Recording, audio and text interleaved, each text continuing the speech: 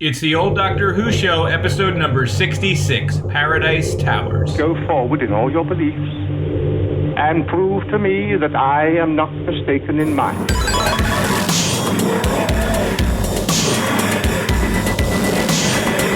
You couldn't control my mind before, and you certainly can't control it now. Would you like a jelly, baby? The TARDIS, when working properly, is capable of many amazing things. The reverse polarity of the neutron flows, and the TARDIS will be free of the force field. But the TARDIS is more than a machine, Stephen. It's like a person, you see. The resulting reaction is ready? Welcome back to the Old Doctor Who Show, your classic tri-weekly Doctor Who review podcast. Here we are. I am Eric. I'm Dan. How come I can't... It's never smooth. Never smooth.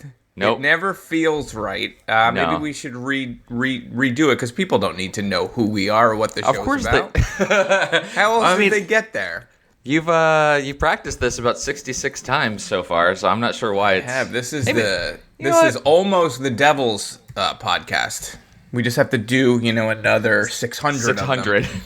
And then I finally can get my black magic dreams of being Jimmy Page with the crank in the... What are those boxes called? Where I have no idea what you're doing right now. Come on, the song remains the same. Jimmy Page is cranking on the hurdy-gurdy, and then he turns and his eyes are glowing red, and... I'm just saying making a deal with the devil is probably not that bad, because Led Zeppelin did pretty good. Robert Plant had some problems, R.I.P. to his children. Well, I'm not going to talk about terrible things that I read in Hammer of the Gods in sophomore year of high school. What are we going to talk about, Dan? Well, we're going to talk about an incredible episode of Doctor Who, but do you have anything you want to discuss before we jump into it? We can just do this. There's nothing new Doctor Who related to talk about. There's been a number of... I guess there was a trailer for the new season, and I did see a little video with Jodie Whittaker, which was incredibly charming. It was her reading tweets from around the time when she was announced as the new Doctor, and kind of responding to the people who were making those comments, both positive and negative. But overwhelmingly, she was reading the negative ones, right, and it was really charming. So. If she can bring that kind of charm to the character, I'm really excited for it. I think we posted that from the Twitter account there. So yeah, it was, check that out. It was great. She seems like a delightful goofball. Yeah, I welcome that. Yeah, let's just talk about the towers. Let's pack our bags and move into Paradise Towers. All right, hit the button. Go ahead, hit that button. All right. I jump off the top floor of Paradise Towers.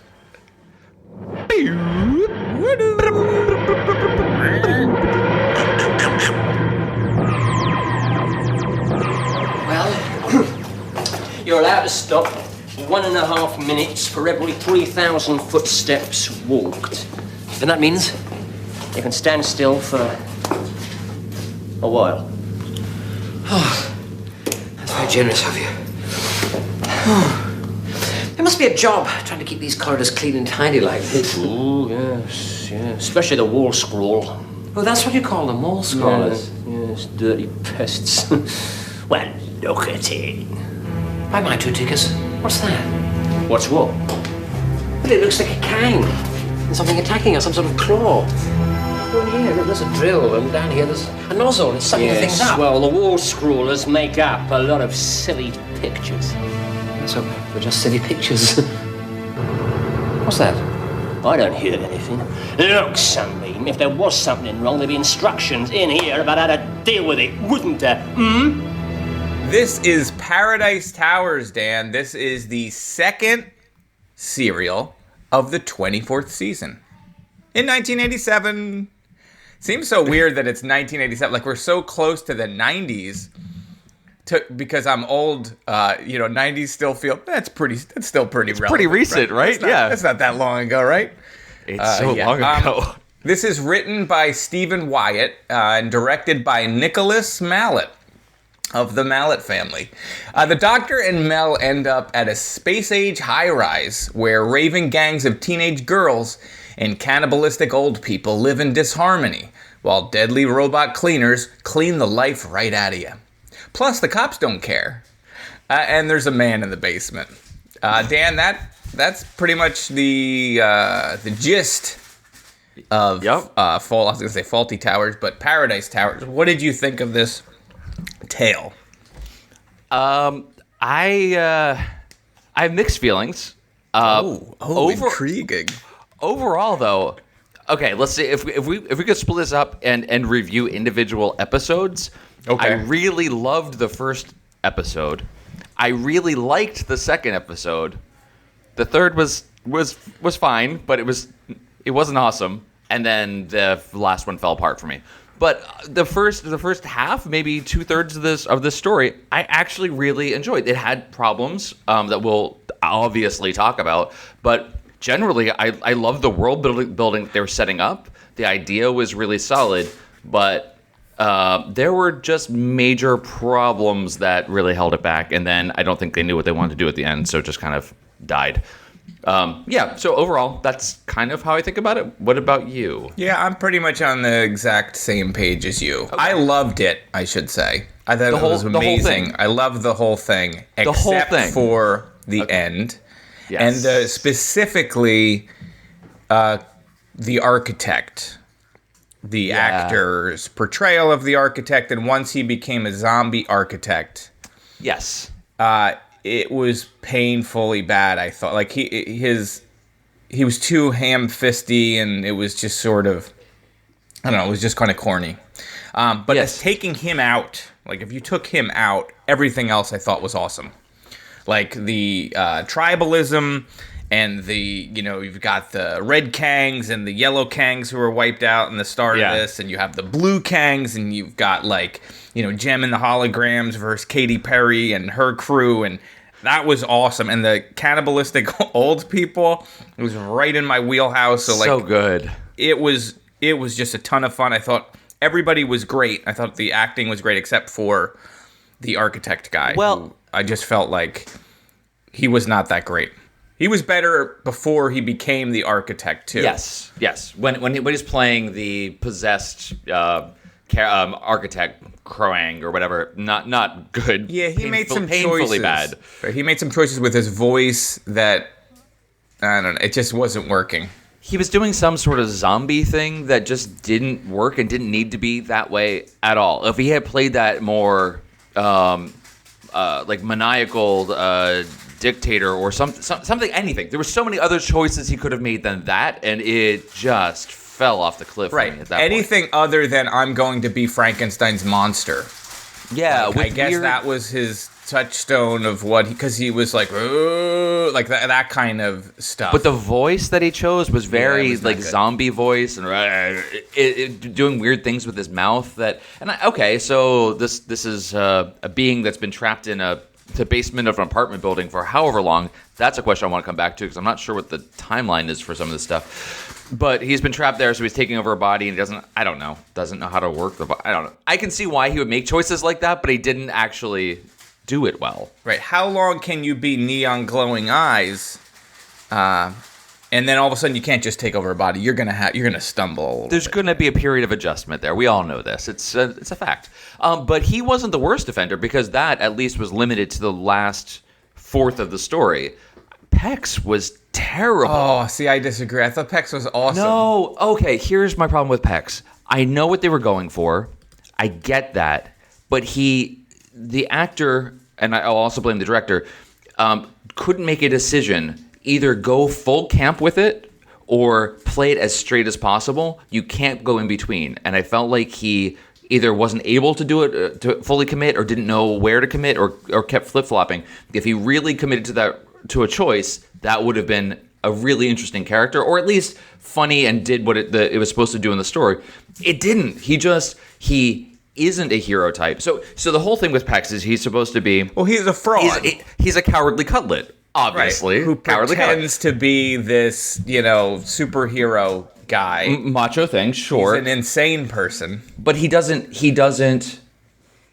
It would have been better had he looked physically more like what he thinks he is, or been completely the opposite of that and had this inflated sense of himself. But he was so somewhere in between in terms of the casting, this actor's physicality, that it didn't portray either one or the other. He was just kind of like a guy. And that doesn't work for me. I think you need to have the extreme in order to make a character that is satire actually work as satire. I don't agree at all. I felt like he was the perfect looking hero in a sci-fi thing. You know, he reminded doing the me hokey thing where he stands out and he's like, "I'm Plex and I defend the blah blah blah blah." And then like later horrible. when he runs into those the blue Kangs or the red Kangs, it doesn't matter, and they're all going scaredy cat, and you realize that he's just a fraud and a doofus. And then the kind of guy who thinks that he's this wonderful savior and he's actually a complete clown. And that he kept failing over and over, and he had multiple chances to be a hero, and he just failed everything until the end when he redeems himself. Right, and I liked it. I found it funny. I liked the idea. The idea was very good, but the execution, I just could not take him seriously. I couldn't take him seriously as the embodiment of what that satire was supposed to be. It fell completely flat for me entirely, and I really wanted to like what they were doing there, but I couldn't stand him. I think everyone else in this, besides when the chief caretaker gets overtaken by the architect, that aside, everyone else's performance was great in this, and we really Mel's performance was Mel. Other than that, everyone else's performance was great. I can't believe you liked Pex. I thought he was ice hot, Dan. I thought he was ice hot. No, I thought he was funny. I thought he was corny in the way that he was supposed to be corny. Not enough. And I liked the sense of humor through the whole thing, and I thought he was fine. Yeah. And I thought it was funny how he kept just getting humiliated at every turn. You know, multiple times. On the page, everything about that makes sense. If I had just read this, I think I would have really liked the character. Actually, if I had just read the whole thing, I think I would have liked the story much better. It was just those acting choices that really pulled me out of it. And he was, for me, he was the worst offender. So you wanted more of like a Nathan Fillion. Oh God, if we like had Nathan, sure. Like Dr. Horrible. Yeah. Like that's sort of where I saw him kind of being. But he didn't get there. He was not capable of delivering that amount. Well, he but was he like kept maybe 80% of the way. But he kept. I felt like he what was funny for me was he kept pretending to be that. Like he would rush into these situations. Like he wasn't a coward. You know, there'd be something going. Like the elderly people are attacking the Rezzies. Mel with knives. Yes. And he's rushing into the scene. And he's like, I'm good. But then once he gets there, there's no reserve. Like, she just throws knives at him and he just cowers, you know. 100% agree. That's great. All of that is great. But every time it's just the actor's portrayal. It is the actor or the director that was at fault there, not the writing and what they were going for. All right, so suck on it, Pex. Yeah. Dan says, you stink. You stunk it up. I mean, I guess if this is the 80s, the action hero thing is a big trope there. He reminded me of, Terminator, Sarah Connor's The Love Interest. Oh, yeah, the guy from Aliens? Yes. Yeah, right, yeah. let's see, I can't remember the and guy's he name, but I know who you're isn't talking also isn't like a big action hero kind of look, and like there's so many other things you could have gone for than that. I don't know. It's just the physicality didn't work. He didn't really commit to the choices or make a strong choice either way. What was on the page made sense to me. That's it. I never want to talk about Pex again. I just love that there was like these gangs of teenage girls that were doing graffiti and everything, and they sort of they ruled the streets and they owned the night. And then you had this dopey guy who was walking around who thought he was as tough as nails, but he was just a sham. Like he was just a fraud. So the way his dynamic with them, I rather enjoyed. Yeah, yeah. And they felt like that whole 80s gang thing. It's like there's that period of time. The Wild Boys video from Duran Duran, I think, had probably aired somewhere around there. There was the Max Headroom show. Like, everything sort of felt like this post-apocalyptic, the start of cyberpunk stuff of, whatever that is. I guess it's also coming off of, like, when was the Road Warrior? That was like Well, Thunderdome was 80 85. right. So that was like 81 or something. So like that. Yeah, yeah. That like the thing coming off the 80s of how we all saw the future looking, Right. always looks like this to me. Right. Yeah, so I guess we can start back at the beginning, as we kind of have, but like I said, I really enjoyed the world building that they did in the first episode of this story. I agree. I think the gangs were actually really awesome. Yeah, and their names were great. Like it would be like Escape Hatch and Bin Step Liner. Stool and Bin Liner's the one that got me. I love that one. That's Yeah. great. But yeah, the whole society that they're portraying there, their vernacular that they're using completely reminded me of Beyond Thunderdome, the kids with their Tomorrowland and their tells and everything. That was, I mean, I guess maybe it's more Clockwork Orange than that, but it's I like the fact that the writer at least was trying to create what they thought the new language would be. And sometimes that does not work, and sometimes I find it charming. And I thought this was great. Like, it wasn't I thought it was headquarters. What was it? Brain quarters or quarters. something. Brain And, quarters. their whole Ice Hot Ice Hot thing was great. And the whole Wipeout. Fizz Aid thing. Is Fizz Aid a real drink? Or was it created I don't for know. the show? Yeah, I don't know. I don't know. Maybe it's a thing in the UK that it was like Coke or something. I don't know. Right. But I like the fact that all of that was in there and they were drinking it. Somehow it's held onto its carbonation, which is great. That's amazing. And they just like they spend 5 minutes passing a can of Fizz Aid around and enjoying it. It's like, all right, I guess we got time for this.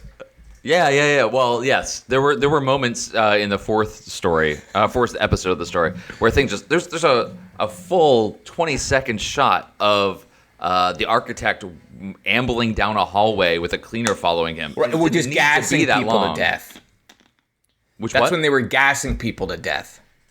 Yes. Because I think that shot, if it's the same shot, you see like one of the guardians or protectors or whatever, like falling down dead, and they're just committing genocide. And it was cool. He's marking floor by floor. He's just slaughtering people.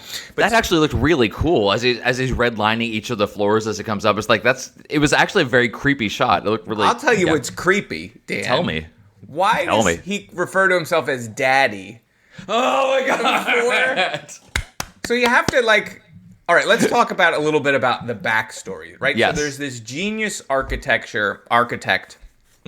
Crowagnon, right? Yes. However you pronounce his name. Cragnon. And makes this place called Miracle City, and it's this wonderful city, and he doesn't want anyone to ruin it, and he sets up traps or whatever and kills people because he doesn't want them in it, and somehow he gets away with the crime, right? Because there's no evidence or something.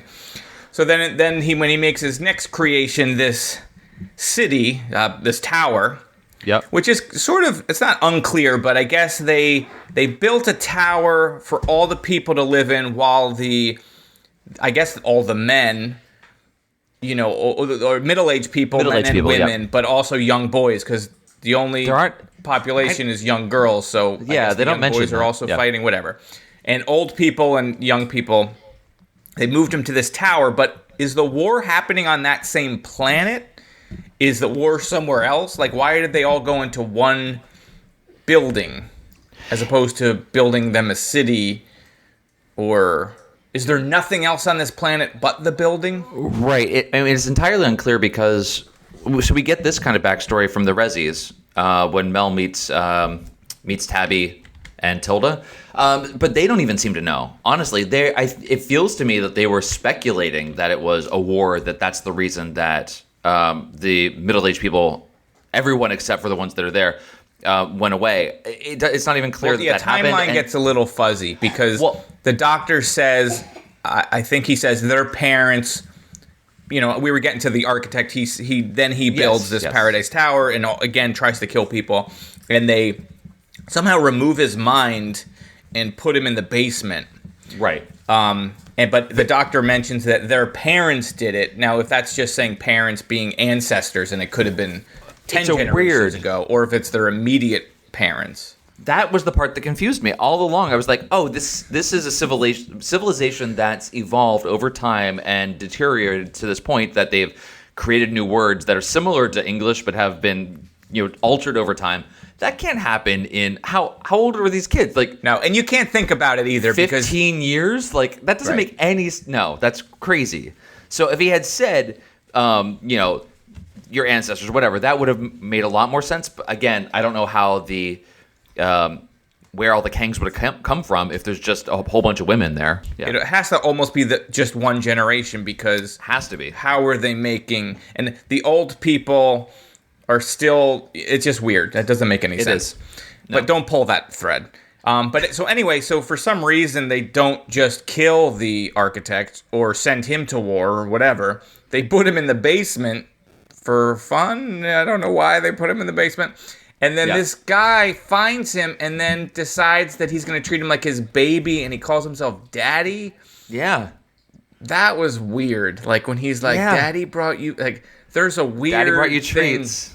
Yeah, they're doing something together is what I'm saying. It got real uncomfortable. I mean, he's just creating then real dolls with the people that he's finding for dirty, terrible business, Dan. Yeah. Well, so all along you think, or I did, that the caretakers are killing Kangs and whomever in order to feed the thing in the basement before we know what it is, but that turns out to not be what it is. It needs a suitable body. Yeah. That body needs to be alive, because when it actually works, it's because it's when the chief caretaker goes down and he's alive until the moment of he's converted.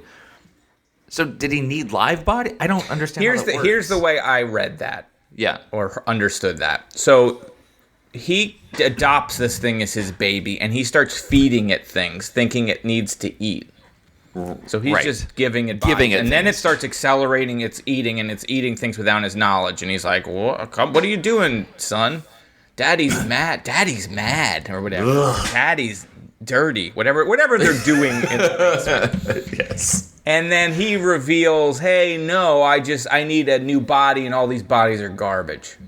Right. He didn't find a suitable body. Yeah. It's a little strange. That whole part is a little like maybe not completely thought through of why there's a brain in the bait, like why they kept the mind. Did they need the mind to keep building the building, and they couldn't finish the building, and they had to keep him around because they didn't know how it worked or something? Like maybe there was something to keeping him.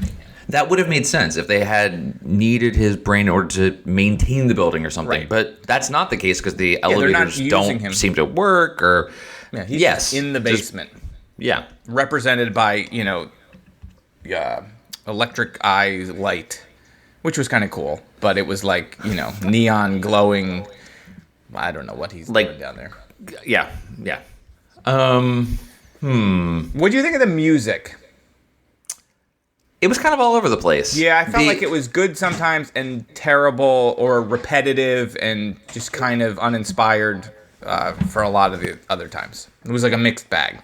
It was definitely repetitive. I found the only time that I noticed the music was when I didn't like the music, and that was particularly when we first start seeing the cleaners rolling around.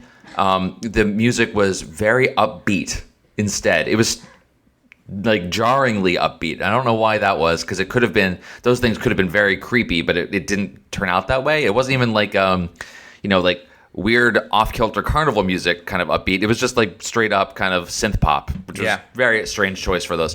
Why were the cleaners invented in such a way that they have buzz saws and claws and a drill? Like, were they created to kill people? Yeah.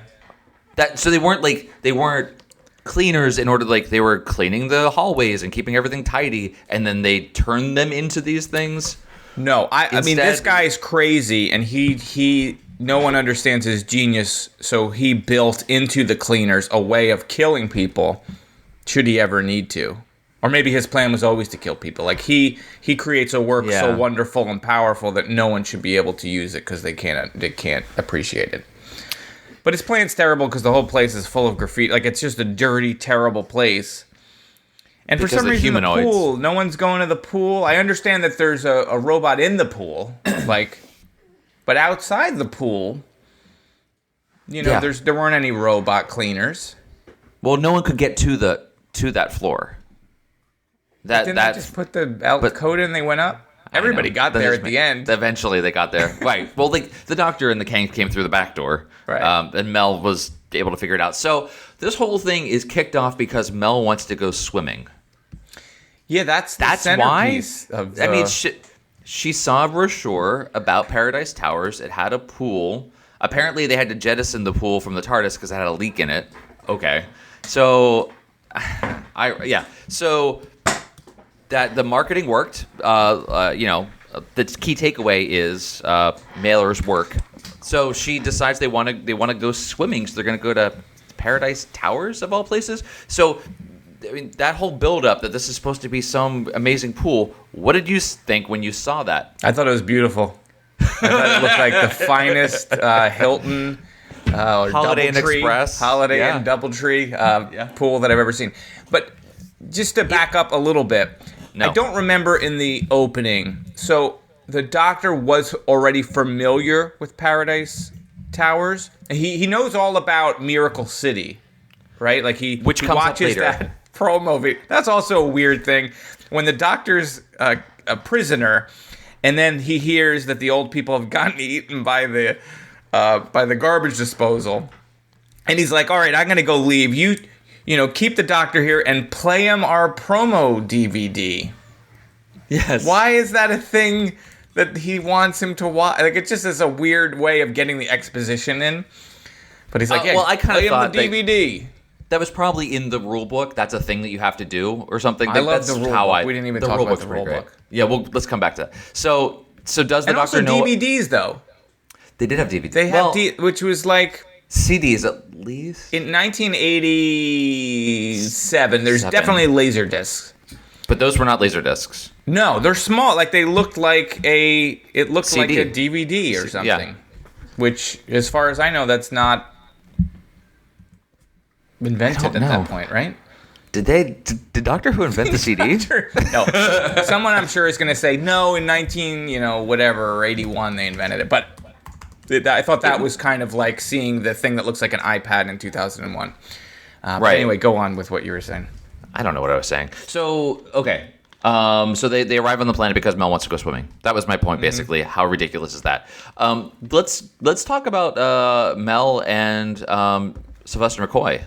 Their performances in this one, because this is kind of the Yeah, I'm first. ready. I mean, we had a story with them previously, but that was what it was, and I feel like we know that a new Doctor takes a couple of stories at least until we kind of get a sense of who they're going to be and how. I think until they figure out exactly how they want to portray the character. What did you think of this performance as the Doctor, and what did you think of love Mel? him as the Doctor? I think he's a great Doctor. I think he's Yeah. funny. I think he's charming. Like, I feel like he does everything right. I like being around him. I wish he would hold me. But he has the perfect tone. I think even when he is being smarter than the other people, it's not condescending or weird. He's not like bristly or Right. antagonistic at all. He's fun. I love him. I think he's great.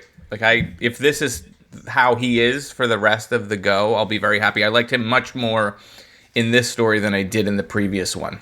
Yes, And I thought Mel was okay too. Like, you brought her up.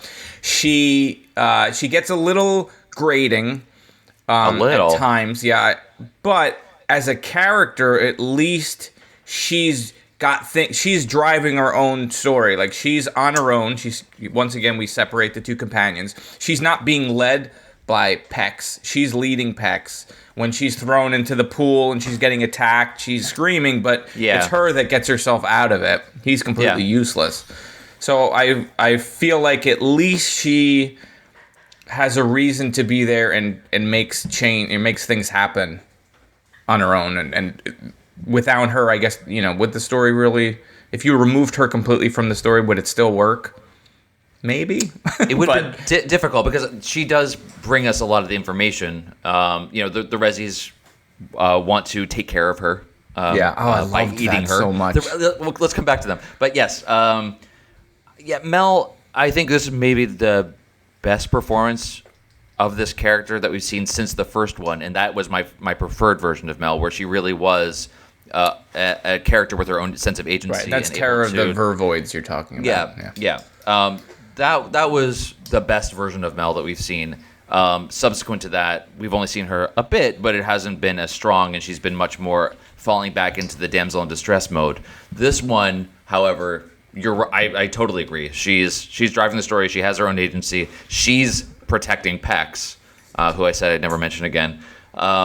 So she was fine, but and maybe this is just part of the character, or I don't know, maybe it's the tension with what Doctor Who wants to be. Is it still a kid's show, or are they doing something else with it? But she's just so ridiculously optimistic about everything. There's killer robots around her. There's, obviously death and destruction around her, and she's like, we're just going to go to the pool. We'll make it work out. Yeah. And that's just too much.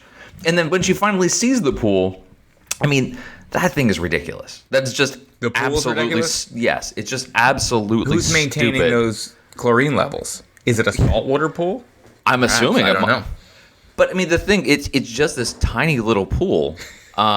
And she's treating it like, this is the thing I've been waiting for forever. This is amazing. And if you've been traveling the spaceways, going from planet to planet, getting chased down corridor after corridor, you don't nothing care but how big corridors. the pool is. You're just happy to appreciate some swim time.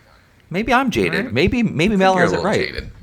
Yeah. All right. My bad. Sorry, But Mel. yeah, I think you're 100% right about her going from the extreme of super bubbly, optimistic, everything's cool, to screaming for your life. Oh my God, I'm going to get killed. And it happens like in a switch, and then all of a sudden she's back to being too happy and too bubbly. And it's like, is any of this having any kind of effect on you as a person? Right. Exactly. Yeah. Exactly. Like she's Too living. extreme in both directions. Yeah, and just living from moment to moment. Yeah. She has what just happened, where she almost died, has no bearing. This is a better Mel story, but I don't know how much longer I want to be with Mel. How's that? No, I'm you agree? on board with that. Yeah, if they made the choice to head more towards the better parts of Mel that we've described, a companion that has her own sense of agency, that would be awesome. But I don't know that that's where it's going to go. And yeah, I'm not attached to Mel in the same way that I have been to previous companions, Right. and we've seen enough of her to kind of have that relationship already, if that was going to develop, I think. So Yeah, we'll see. I did like her performance in all of her Rezzies scene, who are Yes. referred to as the old ones and also Rezzies. So well, okay, I have a question. Yeah. Before we get to the Rezzies, who I really love, but in the beginning, in the first story, when the Doctor and Mel meet the Red Kangs for the first time, and Binliner or someone is trying to explain like who there are, and could it have trying been to Fire Escape? It could have been Fire Escape. Could have been Staircase. So they said there are groups here. There's the Yes. Kangs, there's the Caretakers, there's the old ones, and then there's The secret and ones they can't say. Okay, who are the secret ones? I think it was the cleaners, the cleaning robots. Was it? Okay, because Well, who else would it be? well, that's what I wasn't sure about. Like, so I the don't know. Rezzies. Okay, this is super dumb. And I apologize for just being an idiot. But the Rezzies are the old ones. But what if the old ones we just don't see and they're just shut-ins, and the Rezzies are the ones they don't talk about because the Rezzies are actually eating Kangs, so they're afraid to even talk about them? That's possible. Maybe, I don't know. Except It we felt never weird. Like, see the old ones, and So you they get the sense at the end. It is 3 groups, and they You're all right, come everyone's there. together. It's the Guardians, or what are the Watchers called, or whatever, the police. oh, Caretakers. The caretakers. Yeah. The old people and the Kangs all come together. Okay, so it was whether- the it's it got was to the cleaners Yeah, I that they think- weren't talking about, which is weird because it's not a group of people; those are just killer robots. And on you the should loose. mention them. You should have no problem not. Why would you hide that? Right, So, right. you That's know. why it seems so weird that they wouldn't mention these killer robots. And that they you're obviously are going to drawing see them on the. They're spending all their afternoons doing graffiti of them to try to Yeah. tell people we're getting killed. So maybe you're right. Maybe it is something else, or were they aware of what was in the basement and they're afraid to talk about what's in the basement? I think they knew about the door in the basement, but I don't think they knew what was behind it. I don't know. That was just a knows? weird thing. Like, why Why say the Kangs, the caretakers, and the old ones instead of Kangs, caretakers, and The Rezzies? Yeah, It was weird. It was unnecessary. I don't know. I'm just being dense about it. Well, no, but or it's the maybe same overthinking thing it. as why refer to the guy constantly as the architect, and then all of a sudden give him a name of Krogan or right. Krogan or whatever his name is. It's like you don't need all those extra details. Just keep calling him the architect. Yeah. But Ice now, hot. let's talk about the Rezzies. Yeah, but oh god, what a The great, best. what a great actresses. Yes. And like what a great Yes. feel, and the fact that you come out of this 80s apocalypse urban street, Decay. graffiti world, Yeah. RoboCop yeah. light, and then Yeah. you go into like this like very homey looking thing with the bones on the table. Like it was great contrast, and it was awesome. Yeah, I loved their performances were so terrific. Just the interaction between the two main Rezzies, between Tilda and Tabby, their back and forth it's just so much fun. And Mel in those scenes, I think, played it perfectly. Honestly, so that interaction between the three of them was beautiful, and it was there was a sense of foreboding from the outset. Like when Tilda first comes out into the hallway, when Mel's like running around and she offers her some tea, just that appearance of this older woman dressed as she was, all clean, but that kind of sort of housewife frumpy sort of, but still trying to be put together. That in the middle of that graffiti hallway just looked. It was such an interesting shot. I just thought it was really cool. Like, okay, now where are we going? This is going to be really interesting. And then that first moment when they come into you see the apartment and Tabby cleaning up and getting her. It was so much fun. I can't believe you called my baby frumpy. Well, No, you're right. No, that it was. I really like the way this storyline was directed too. I thought there were lots of cool shots and angles, and that scene, like the one you just mentioned, I completely agree. It was such a weird juxtaposition of whoa. Now and then when you go in, it's like now you're in a weird sitcom setup, and everything's nice, and the bones in the table, and it was just so cool. yeah. And it felt like fairy tale like too, with Mel, and it's like the witches in the woods or whatever trying to fatten her up, and she's gonna get eaten. But then they kind of let her go. I felt like the first time they let her go too quick, like Yeah, that seemed. I'm not sure why that had to happen. I guess because Pex showed up. Because he shows up and she leaves with him, so maybe that's why. I do love that he breaks through the door each time. Yes, that is pretty good. That is awesome. Honestly, that's pretty great. That was such a great. I mean, it's a throwaway line, but it was so funny that you have all this history in that one line that he must have done this over and over and over. Yeah. And he keeps breaking their, and obviously he comes in to help the person that he doesn't help, and they get eaten because their bones Right. are on the table. So it also speaks to his, inability to actually save anybody. Yeah. And I liked how joyous he felt when he actually felt like he saved her at one point. Remember, like, Yeah. I think they're even in the hall. He's like, does this mean I actually... Yeah, She's yeah. like rolling, and she's like, I guess you kind of did. Yeah, Mel's interaction with Pex was actually pretty good, at least in the beginning when she's trying to decide, like, should she take him with her? Like, she needs a guy. That was pretty good. But towards when they get to the pool, that whole part just fell apart. In general, you mentioned this when you first started talking about it, like that part 4, episode 4, things start to really kind of fall apart at the end. Yeah. It's just sort of like...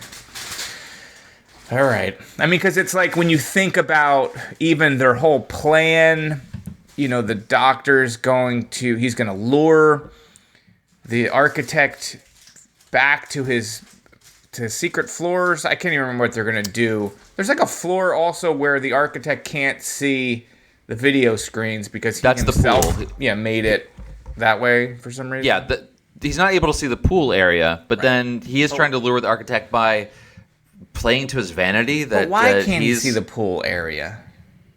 Well, like that was something he built. Right. I don't know why he couldn't override it. Like, obviously those controls were set up so that the caretakers can't see the pool area, but I don't know why he couldn't just be like, bloop, bloop, bloop, bloop, bloop. Now I can see the pool area. I don't know. Whatever. Doesn't matter. Doesn't matter. They needed a place where they could gather and... Yes. Right. Whatever. But yeah, so anyway, his plan, and he sends, Pex is like, I'm going to be the hero, and he goes and brings him back, and I guess he comes back too fast. And then all of a sudden it's this, the doctor's wrestling, and like that whole thing felt sort of like...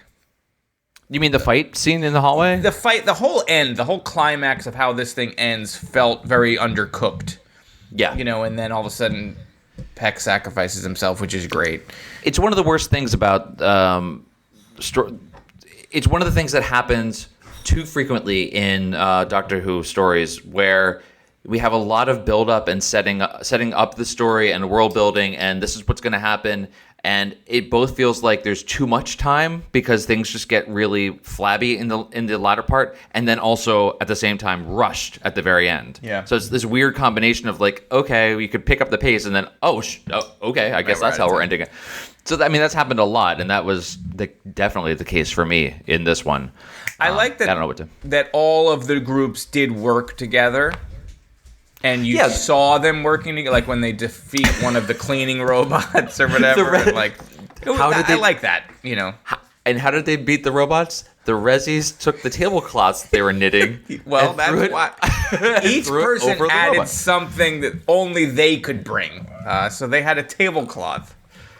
Where we see in other scenes that the Kangs are just shooting with apparently bows and arrows, shooting the robots. One shot blows them up. They didn't really need those tablecloths. I think they could have spent another half day workshopping that part of the story to figure out what the Rezzies are going to bring. They could have done something else. But yeah, anything else. The one of those cleaning robots has the doctor's neck in like a gripper that could just chop his head off, and he gets shot by a bow and arrow, and that's enough to let go. One shot kills. It's crazy, but I don't know. It was good. It was ice hot. It was. Yeah.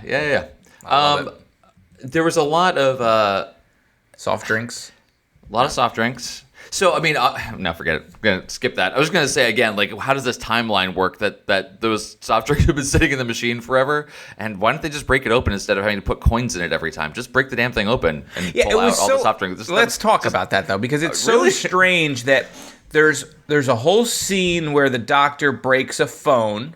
And I thought that was kind of cool. You look at a phone, and he's like, look how archaic it is. Yeah. And now that is archaic, that he's looking at it for people of this, whatever. Yeah. So he breaks it open just to get the coins, just to use in the soda machine, just so that they could drink soda. That's not why. What? That's not why it happens in the story. It happens because that's how he sees who the architect is. On the coin. It says on the coin. So that was how we advanced the story, so that he would know who this guy was and be like, oh, that name rings a bell, but I can't quite place it. But didn't he get the name from the video too? No, later that's how he puts it together. First, he gets the name from the coin. Later, when he sees a promotional video, it talked about Miracle City. He's like, oh, that's why I know this name, Miracle City. Here's the whole story. So that was setting it up. It was still bizarre that he broke a payphone to get the coins out. But yeah, there is the getting a bunch of coins and then bringing the coins somewhere else and then using it on a soda machine and then everyone drinking soda. I guess it's like, hey, we all. I'd like to buy the world soda. a Coke, and.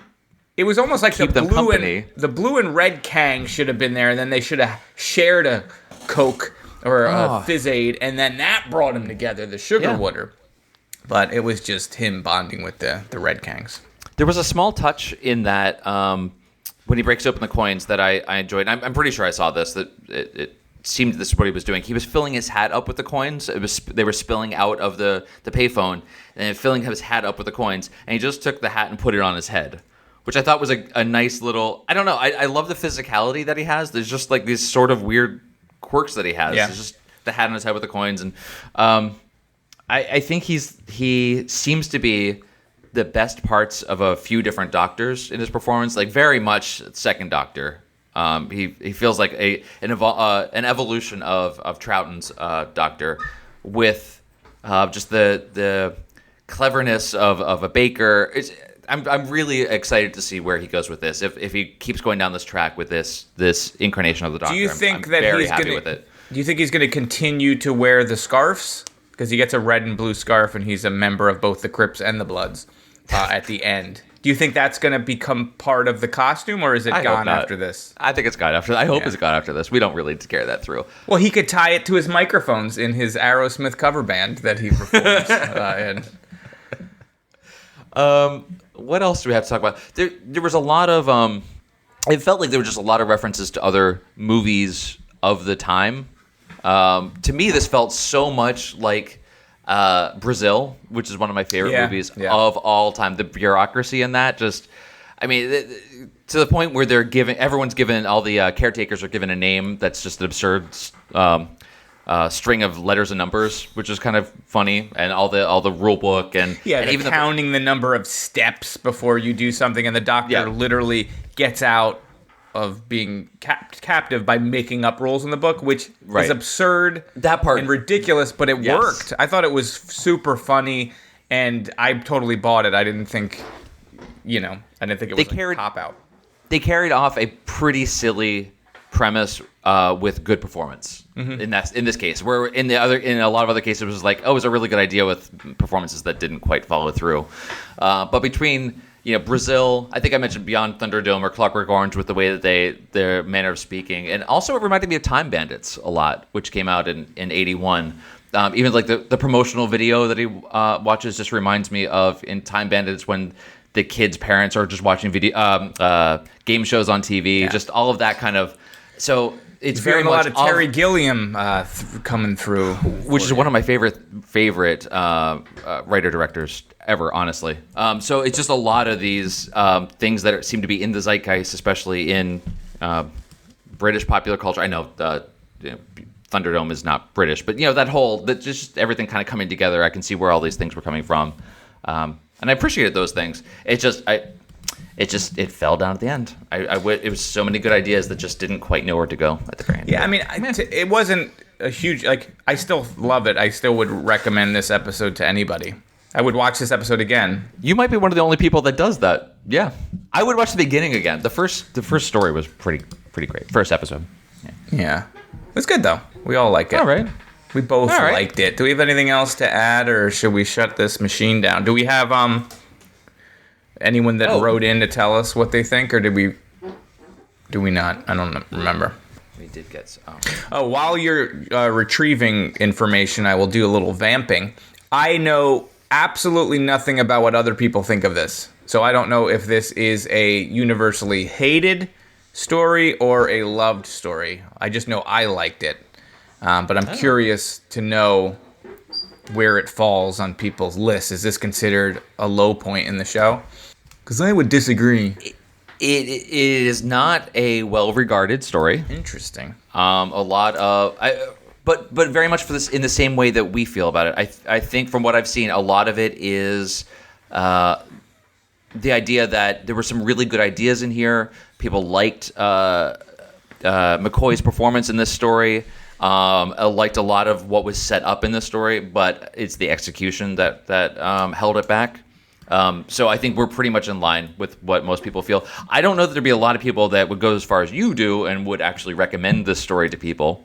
But looking at our old Twitter... people that eat you, and red and blue gangs of teenage girls that roam the streets and spray paint. Come on, you're crazy if you don't think that's a world you want to be in. I just want to soak in that world. I love it.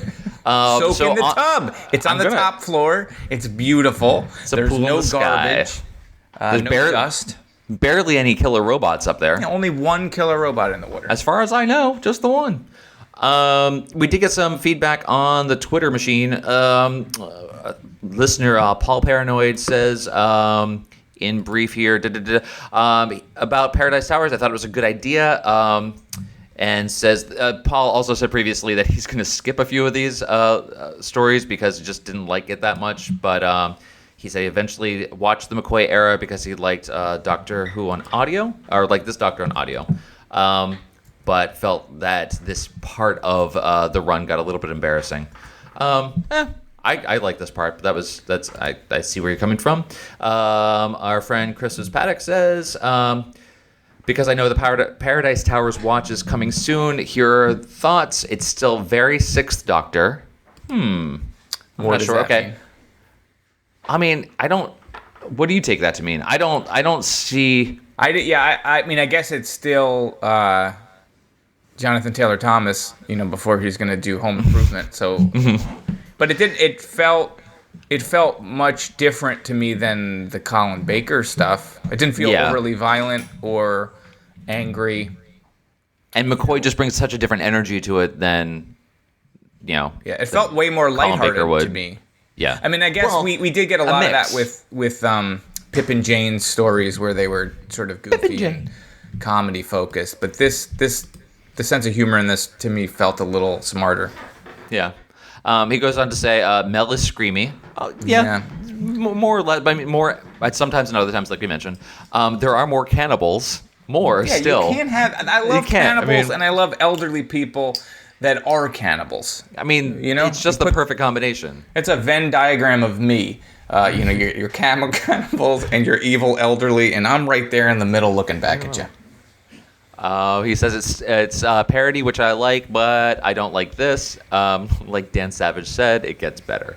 On the positive side, he says, I love McCoy, and he is more settled into this character in this episode. I agree. I hope so anyway. I hope this is the trajectory that we go in with him.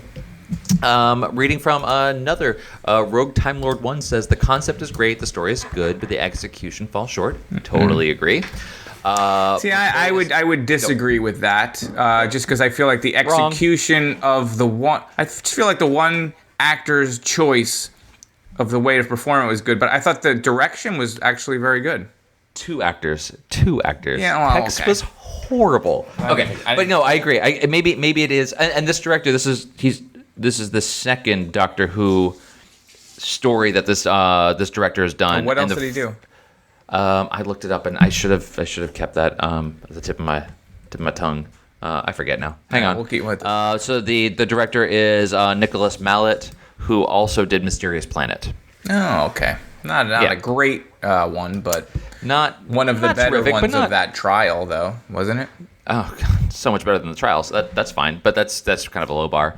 And then the writer was Stephen Wyatt, who I think this is the first story that he's done. Okay. Okay, so going back to Rogue Time Lord says, Bonnie is okay. This would have made a great second Doctor story with either Jamie and Victoria or Jamie and Zoe as companions. Yep, that would be I kind of agree with that, because we sort of see a lot of Troughton in this Doctor, and I want to see more Zoe stories. So I'm looking forward to going back just for that reason. And let's see. Going back to the Twitter, Tom Tarpey says, after much deliberation and soul-searching, I've been forced to come to the conclusion that Red Kangs are best. Oh, we forgot. I was going to ask you who you preferred, Red Kangs or Blue Kangs. I'm a Red Kang forever.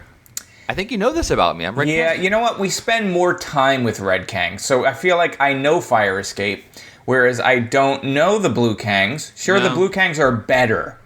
They find the mind quarters of the Red Kangs, whereas we don't even know where the mind quarters are of the Blue Kangs. Although we did see them worship that pile of junk, that pillar of garbage at some point, whatever that weird religion is. But yeah, it was the unalive Kangs that they were worshiping. Yes. Yeah, I guess that would probably be Red Kang too.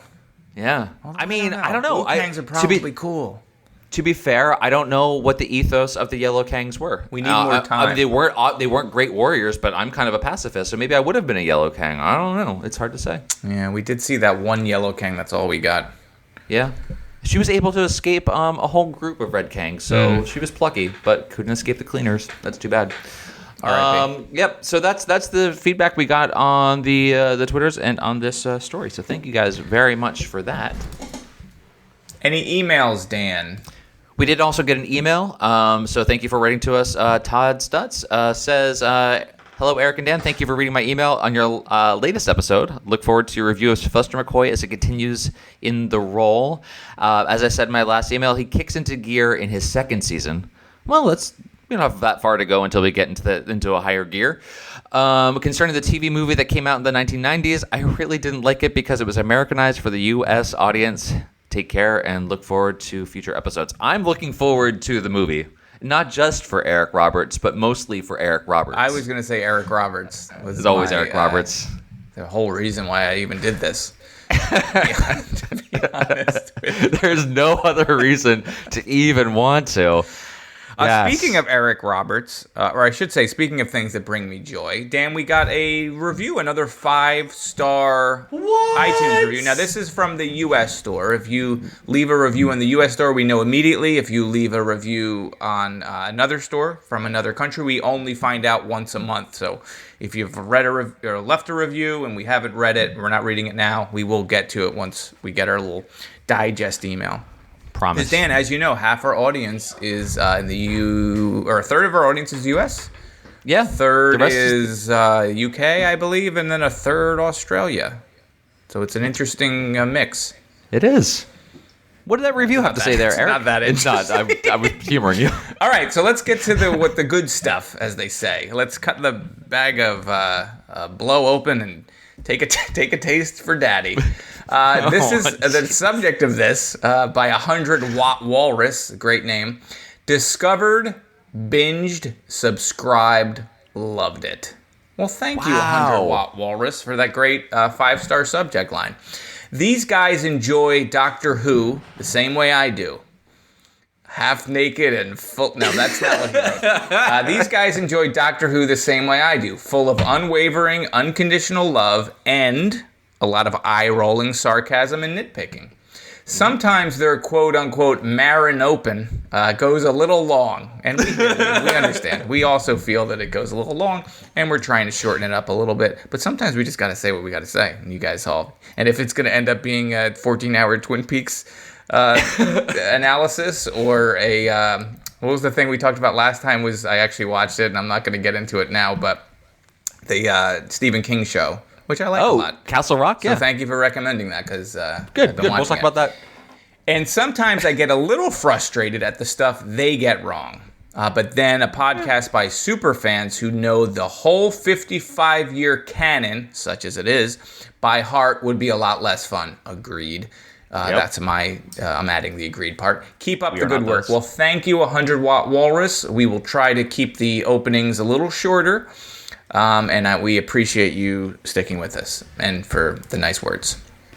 Yeah, cool. I'm glad that you get what we're doing here, because we are not the encyclopedias that you can get on the internet. We are just a couple of fans. Yeah, and if you want to let us know how you feel, you can leave a review on iTunes, also Google Play, and wherever else podcasts are made and stored. I don't know.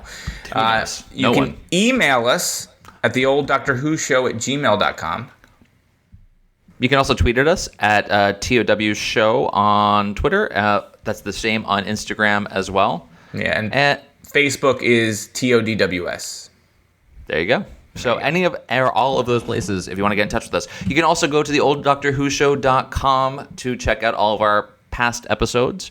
They're all listed there. The latter half all contain a ridiculous amount of GIFs. If you want to check out what we thought was interesting or funny about each of those stories, you can leave comments on any of the story pages or on the schedule page. Let us know what you think we should be covering when we come back around and catch up with all the important stories that we missed on the first time through. So we're anxious to hear what you think there.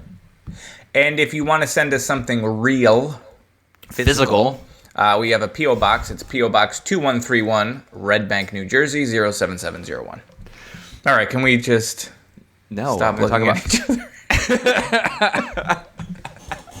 Oh, wow. Well, we forgot to say, if you want to continue to watch these with us, set your eyeballs to Delta and the Bannermen and watch that before October 24th, because that's our next scheduled review of Delta and the Bannermen. I am really anxious about that story just because of the title. That title, it sounds terrible. It sounds horrible. It sounds horrible. I'm really apprehensive about this one, and I'm not going to judge somebody it. wrote that on a piece of paper and handed it in. It's like, that's what we're going with? Yep.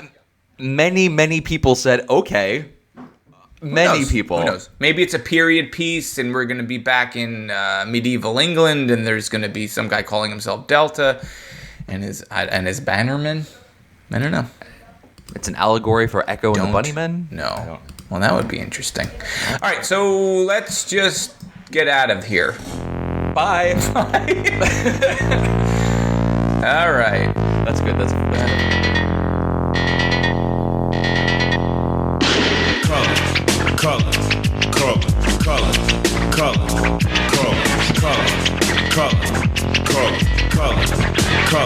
I am a nightmare walking, psychopath talking.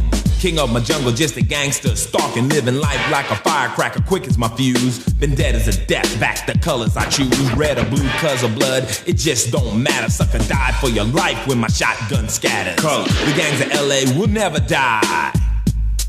Just multiply colors. Colors.